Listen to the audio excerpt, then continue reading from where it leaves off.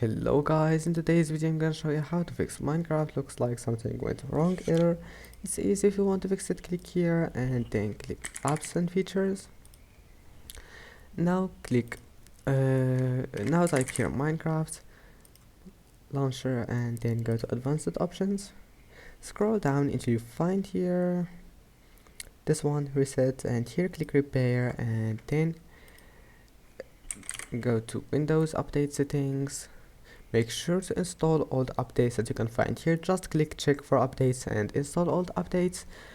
And now restart your PC, and after restarting your PC, make sure then just try to open Minecraft again, and if that doesn't fix your problem, now it means that you need to reset Minecraft. Just go to Minecraft here and go to advanced options and click reset, and that's it.